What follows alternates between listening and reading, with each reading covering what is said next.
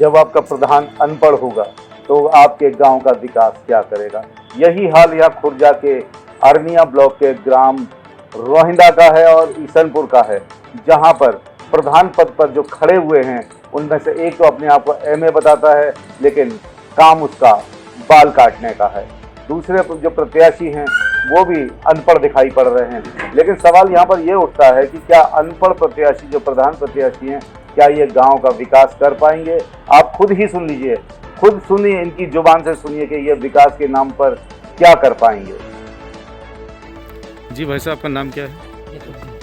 जफरुद्दीन जी, आप ये बताइए, आप प्रधान पद किस लिए खड़े होना चाहते हैं प्रधान पद पर? मैं गांव के विकास के लिए। क्या विकास करें? अपना विकास करेंगे या गांव का करेंगे? गांव का। गांव का क्या करेंगे विकास, बताइए हमको। जितनी नाली हैं, हाँ हाँ, जो पानी कुछ भरा हुआ है, पानी जोड़ में जाना चाहिए। अच्छा, हाँ, जो बाईपास खन जाए हाँ वो मतलब सही होना चाहिए। हाँ और महिलाओं के लिए और जो हमारी बहन बेटी हैं उनके लिए हाँ।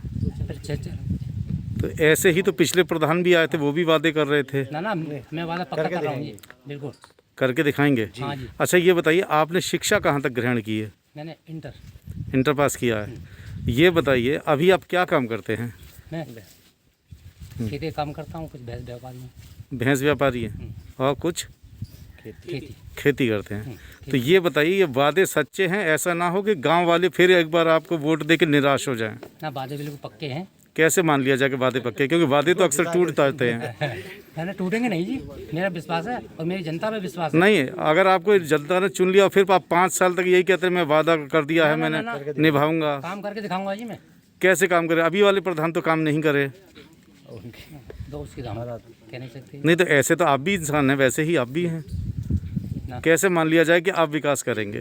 विकास करूंगा और करके दिखलाऊंगा जी। तो कुछ अपने पैसे से विकास कर दिया होता गांव का। पैसे अपने पैसे से लगा कर दूंगा। कब कर देंगे आप? जीतने के बाद? ना जीतने बात नहीं। अगर आप नहीं जीते तो नहीं करेंगे? तो आचार संहिता लग रही है वैसे ही। आचार संहिता लग रही है तो। नहीं, आचार संहिता से पहले आपने गांव के लिए कुछ किया? ना मैं नहीं किया। तो फिर अब क्या करेंगे? आप कैसे जनता विश्वास करेगी आप पे कि आप कुछ करेंगे? करेंगे, जनता पे मुझे पूरा विश्वास है, पूरा भरोसा है। नहीं, जनता पे तो है। जनता आप पर क्यों भरोसा करे कि आप कुछ कर पाएंगे? मैं काम करके दिखलाऊंगा और काम ब्लॉक से भी लाऊंगा।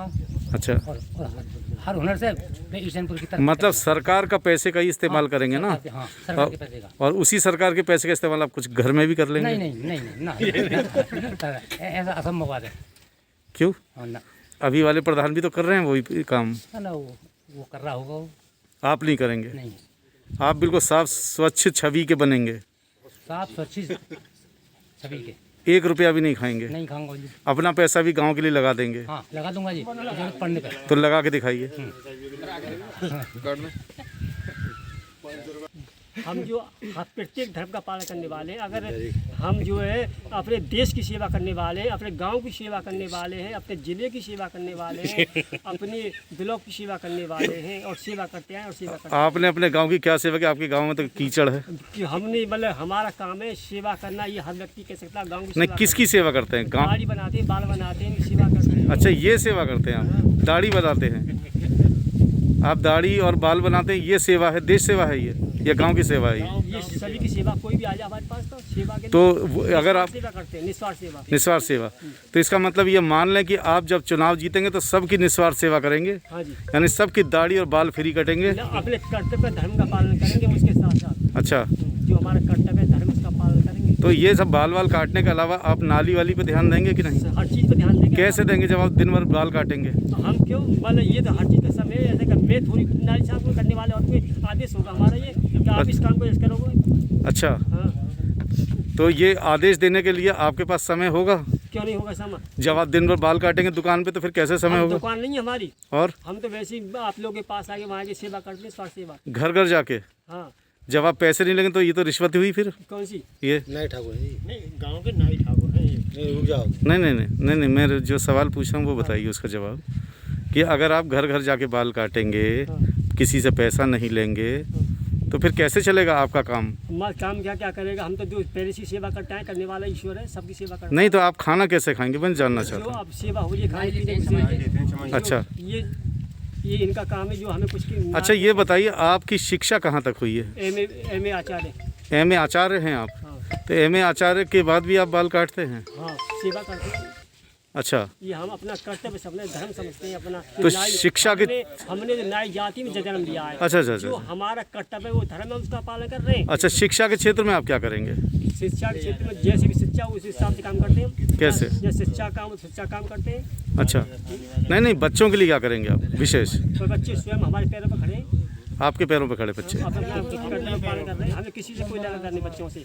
हाँ, तीन लड़के हैं हमारे पास, तीनों अपने नहीं, मैं आपके बच्चों की बात नहीं कर रहा हूँ, मैं इस गांव के बच्चों की बात कर रहा हूँ। युवा हैं, सबकी सेवा के लिए हाजिर हैं। जैसे भी बच्चे नहीं, आपकी सेवा नहीं चाहिए, आप बाल काट देंगे, लेकिन गांव के बच्चों के शिक्षा के क्षेत्र में आप क्या करेंगे? शिक्षा के बारे में इनका जैसा भी शिक्षक है इसका वो सारी बात व्यवस्था होगी। अभी करते हैं हम, तो अभी पूछते हैं इनसे। अच्छा, हाँ, प्रधान जी आपका नाम क्या है? सलीम खान। सलीम खान जी, आप ये बताइए शिक्षा आपने कहाँ तक ग्रहण की है? 8वीं तक। 8वीं तक है। अब आप जो है प्रधान बनने के सपने आपने देखे हैं? सिर्फ सपने देखे हैं या फिर कुछ कारगर भी होंगे? कारगर भी होंगे। तो सपना कब देखना शुरू किया प्रधान बनने का? जब हमारी बीसी में आई जब देखने को। तभी देखा, हाँ तभी सोचा कि मैं इस गांव की सेवा करूंगा। हाँ जी। कैसे करेंगे सेवा? भाई गांव की जो रक्षा वो करेंगे, सेवा गांव की रक्षा करेंगे। सेवा करेंगे। अच्छा, और जो बच्चे हैं या उनके जो वो करेंगे। गांव की सेवा किस तरह से करेंगे? जैसे कोई परेशानी है या गांव में जो जैसे आप पैसा मिलेगा उसको जहाँ। अच्छा, पैसा कैसे मिलेगा? पैसा तो आपको लाना पड़ेगा। हाँ, तो जब गांव में लगाएंगे जहाँ। नहीं, कैसे लाएंगे पैसा आप वो बताइए हमको। जब वहाँ से मिलेगा जब ही तो कहाँ से मिलेगा? हमारे पास में आओ। कहाँ से मिलेगा? कहाँ से मिलेगा? गवर्नमेंट से तो मिलेगा ही। नहीं, गवर्नमेंट से अपने आप तो नहीं मिलेगा ना। तो वहाँ जाना पड़ेगा। आप जाके क्या बात करेंगे वहाँ पर? बात क्या करेंगे जब जो पैसा आएगा तो अपना भी। नहीं, तो वो मेज पे तो रखा नहीं होगा पैसा। हाँ, तो वहाँ जो वहाँ जाएंगे तेरे के काम में भरे। कहाँ जाएंगे? अरे कौन सा मैं तो नाम बोलोगे कि भर के आएगा पर्चा। ब्लॉक। हाँ, ब्लॉक जाना पड़ेगा भाई। पैसा जो ब्लॉक जो फैक्ट्री के पास जाना पड़ेगा। अच्छा, फैक्ट्री आएगा। सेक्रेटरी से आप क्या कहेंगे? तो उन लोगों को भाई जो पैसा आएगा वो गाँव की सेवा के लिए। नहीं, सेक्रेटरी से आप क्या कहेंगे? पैसा। हाँ, पैसा पैसे की बात करेंगे भाई। पैसा आ गया सेक्रेटरी तो बताएगा हमें, तो पता चलेगा। क्या बताएगा सेक्रेटरी? सेक्रेटरी भाई पैसा आ गया गाँव के विकास के लिए। हाँ, तो विकास कैसे होगा वो बताइए चलिए। तो विकास तो जब जैसे कहीं सड़क है या कहीं खरंजा है या कोई मकान है या उसमें लेटरिन है, बाथरूम है, वो कोई बात की वो है उसमें लगे हो पैसा। अच्छा, और पानी जो रास्ते में पानी है जैसे अच्छा, खरंजा हो उसके लिए। ये तो हुआ गांव का विकास। आपका विकास कैसे होगा? अच्छा, हमारा तो जो भैया विकास का होगा कैसे होगा? जो पहले सेवा है हमारा, जब सेवा गांव की करेंगे तो। सेवा से जो पैसा बचेगा उससे आपका विकास होगा? नहीं, हमें ना चाहिए। क्यों? तो फिर क्यों मेहनत करेंगे इतनी सारी आप? करनी पड़ेगी भाई। किस लिए? सेवा के लिए। गांव की सेवा तो आप वैसे भी कर सकते हैं बिना प्रधान बने। नहीं, जो मतलब सेवा सिर्फ पैसे से होगी? अरे आज हम बैठे हैं रोंदा गांव में, जहां पर हमारे साथ प्रधान प्रत्याशी श्री इस्लाम उर्फ भोला हमारे बीच में बैठे हुए हैं और ये आज बताएंगे कि किस तरह ये प्रधान प्रत्याशी बने हैं और क्यों बने, इनके मन में क्या है, जनता की सेवा करना चाहते हैं या खुद अपनी सेवा करना चाहते हैं। आज हम इनसे खुद सवाल करेंगे। इस्लाम जी, आपका स्वागत है हमारे स्टूडियो में। और ये बताइए आपका नाम क्या है?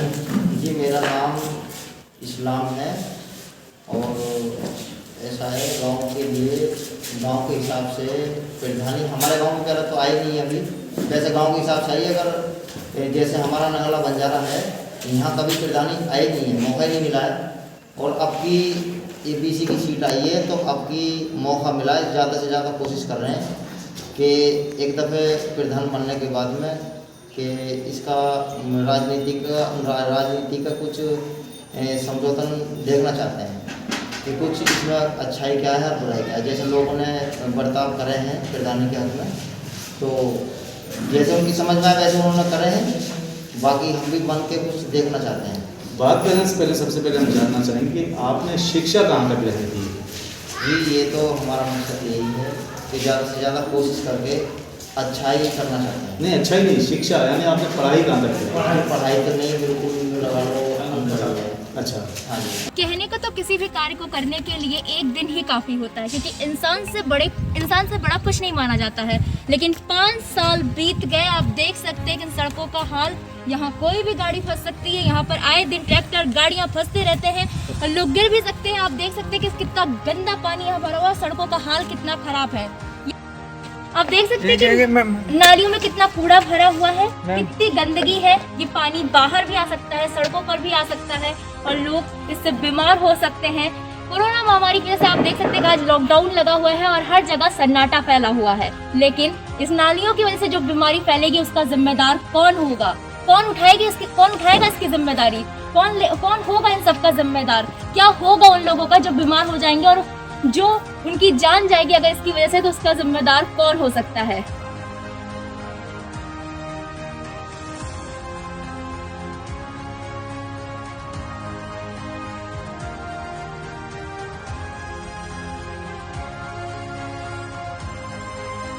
ये ईसनपुर गांव का आंगनवाड़ी केंद्र है, आप देख सकते हैं। और इसकी दुर्दशा क्या है या ये हम आपको दिखाते हैं। सफाई का नाम और निशान तक नहीं है। पूरे देश में, पूरे प्रदेश में हर जगह स्वच्छता अभियान का ढिंढोरा पीटा जा रहा है। हर जगह बड़े बड़े पोस्टर लगाए जा रहे हैं, लेकिन पढ़े लिखे इंसानों को कुछ समझ में नहीं आ रहा है। पैसे इनके पास आए क्या? ये सब स्वच्छता के लिए पैसे नहीं आए। इस पे आप देख सकते हैं कि नाम तक नहीं लिखा हुआ है। कोई भी देखकर ये नहीं कह सकता कि ये आंगनवाड़ी केंद्र है। कितनी गंदगी है यहाँ पर, कि साफ सफाई क्या है, इसके हालात आप खुद अपने आंखों से देखें।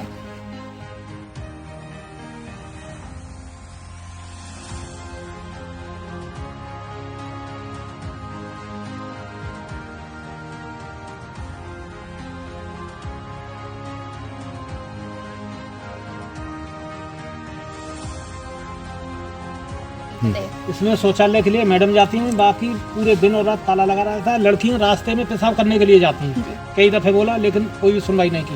बड़ी बड़ी लड़कियां 5वीं क्लास में पढ़ रही हैं, शौचालय के लिए रास्ते में जाती हैं।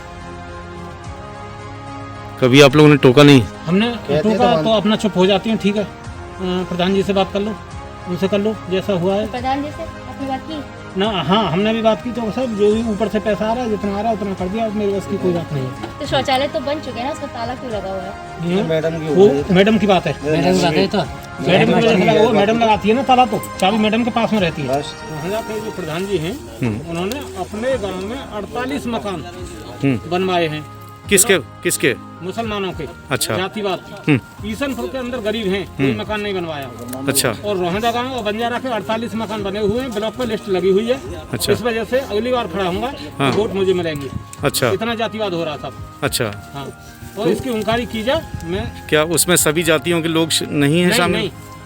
अच्छा। और इस गांव में जो ये ईसनपुर गांव है, इसमें कितने? एक भी मकान नहीं बना है। अच्छा। हाँ।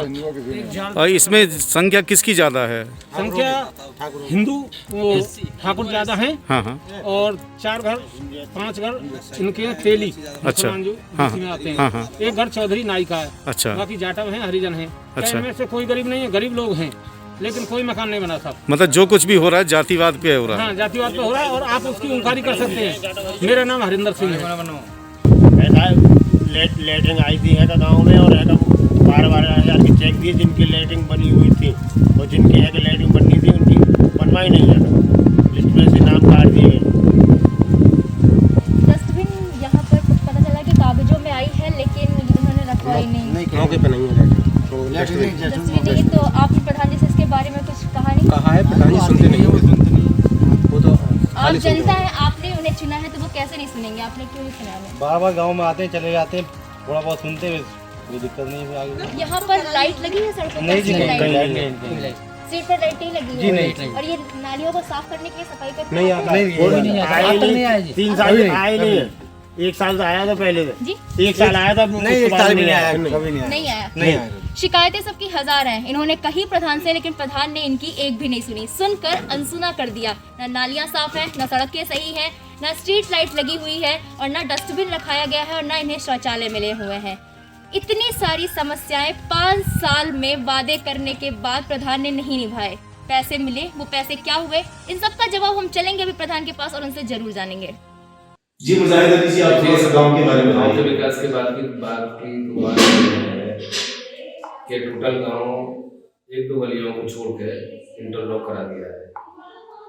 यहाँ तक के ये मानिए विकास इतना करा दिया क्योंकि हम जो टारगेट लेके चले थे इस चीज़ का कि भाई जो हमारी लास्ट किस्त आएगी, चुनाव के लास्ट पीरियड में जाके उसके हिसाब से हम अपना जो है विकास कराते हैं, बाकी पैसा हम कर ही लेंगे। लेकिन क्योंकि पैसा कम आया, काम ज़्यादा हो गया, अभी भी तकरीबन 10 लाख रुपये करीब एक्स्ट्रा लगा हुआ है गाँव। इस बात के लिए जो है निर्माण ब्लॉक मौजूद है।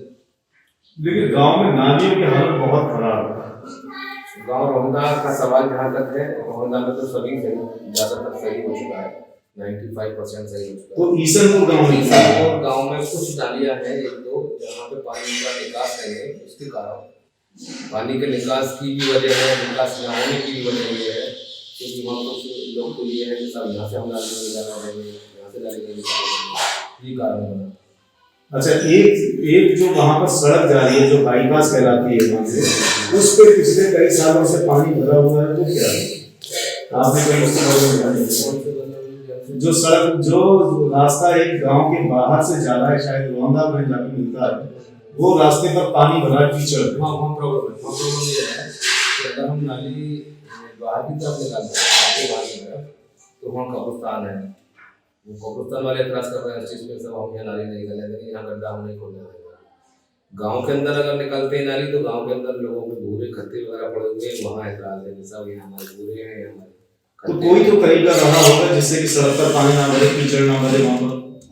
अब उसकी यही है कि या तो कब्रिस्तान वाले जो है लोग मतलब ये माने इस चीज़ के लिए कि यहाँ पे एक सोखता गड्ढा बना दिया जाए, उसमें पानी से चलता रहेगा, या फिर गांव के लोग हैं जहाँ खत्ते वगैरह पड़े हुए हैं वहाँ तय हो बैठ के बाद कभी ये लोग तैयार हो कहना साहब ठीक है यहाँ से पानी निकाल दिया जाए, वो सच होता है इसका। अच्छा, आपने लोगों को मकान भी दिलवाए सुना है? जी, तो कितने मकान दिलवाए हैं अभी तक, कितने अलॉट हुए? अभी तक टोटल जो मेरी पंचवर्षीय मकान अलॉट हुए वो 60 मकान की कौन पर ज्यादा मकान देने का आए ऊपर से सभी मकान मतलब मुस्लिम्स के लिए आए? इसमें मैं बताऊँ आपको, इसमें ऐसा था कि सन 2011 में सूची तैयार की गई थी जो मेरे टाइम से पहले थी हमारे भी पास। नहीं, एक सवाल पीछे पूछा जाता है, क्या माइनॉरिटी के आए या गरीबों के लिए आए? मैं आपको बता रहा हूँ। अब जो आएंगे 5-15-14 मकान आए तो माइनॉरिटी के लिए आए, उससे पहले 15 से 60 में से 15 हटा जो बच्चे बाकी, तो जो सन 2011 में पहले जो प्रधानमंत्री वीरपाल सिंह हमारे से पहले जब SC थी हमारे, तो उस समय पर जो लिस्ट तैयार हुई थी उस लिस्ट के अकॉर्डिंग ही सारे मकान बने।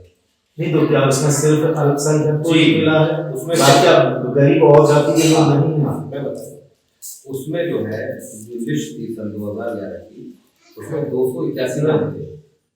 281 नामों में 3 नाम उसमें जो थे वो हमारे 3 नाम 281 में, उसका मतलब ये हुआ कि 278 जो नाम थे वो जो हमारे यहाँ बंजारा बस्ती है जो झोपड़ी वगैरह पड़ जाती है, 278 नाम तो उनके थे और 3 नाम हमारे गांव के थे, जिनमें एक शकील अहमद के नाम से नाम था, एक अरशद के नाम से था और एक मदन के नाम से।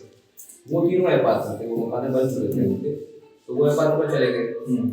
और बाकी जो बचे जो क्योंकि 2011 में सूची बनी थी, बाद में मकान बन चुके थे, तो तकरीबन 60 के करीब जो पात्र रह गए वो उन्हीं लोगों में थे, क्योंकि मजबूरी ये थी कि वो लिस्ट में नाम हुई थी। अगर 2011 की जो लिस्ट थी उससे अलग हम ले नहीं सकते। नहीं, मैं बस इतना जानना चाहता हूँ कि ईसनपुर और रौंदा गांव में क्या कोई भी हिंदू व्यक्ति ऐसा नहीं है, कोई और कास्ट का व्यक्ति ऐसा नहीं है जो गरीब है जिसको भी मकान मिलता? मैं आपको बता रहा हूँ, अभी सिर्फ 11 की लिस्ट थी, उस लिस्ट में जो नाम थे जो मैंने आपको बताया 278 नाम। नहीं, नाम तो गरीबी के हिसाब से आए होंगे ना? नहीं तो मगर मकान तो आपके उसको मिलने का जो 2011 में लिस्ट बनी थी ना वो मेरे कार्यकाल में नहीं बनी, मेरे कार्यकाल से पहले बनी थी। नहीं, मकान तो आपके कार्यकाल में मिले, लेकिन वजह जो है कि हम उस लिस्ट से बाहर नहीं जा सकते। नहीं, क्यों नहीं जा सकते? अगर वो संगठन में कहीं पर घोटाला नजर आ रहा है या कहीं पर कोई चीज नजर आ रही है या कहीं पर एक तरफा चीज दिखाई दे रही है, तो वहां पर क्यों नहीं बदलाव हो सकता? सरकार बड़े फैसले, अब ये चीज तो जब बोला ना घोटाला को नहीं, एक ही कौम को अगर मकान सारे चले गए हैं तो इस चीज को क्या कहना चाहिए? ये आपने अपनी कौम के लिए कर दिया। अब मैं बताऊं आपको, जी मैं बताऊं, जो 2011 में सूची बनी उसके मकान हमने बनाए 46, 2011 की सूची के अकॉर्डिंग उन्होंने 46 मकान बनाए और वो मजबूरी ये थी कि उसी के आधार पर हम कर सकते थे, अंदर नहीं जा सकते हम लोग। लेकिन 2011 के बाद जो सूची मैंने बनाई उसमें हमारे हिंदू भाई नहीं हैं। ग्राम ईसनपुर के इन प्रधानों की बातें बताकर हमने आपको जागरूक किया है कि देखिए प्रधान पद पर किस तरह के लोग खड़े हुए हैं जो विकास के नाम पर कुछ नहीं करते, जो कि जिनको विकास नाम के बारे में मालूम नहीं है, जिनको ये तक नहीं पता कि गवर्नमेंट से उन्हें किस तरह से विकास के लिए धन मिलेगा। फिलहाल हम चलते हैं अगले गांव की ओर, तब तक के लिए मुझे यानी निर्दोष मोजेस और हमारी बाकी टीम को दीजिए इजाज़त। नमस्कार।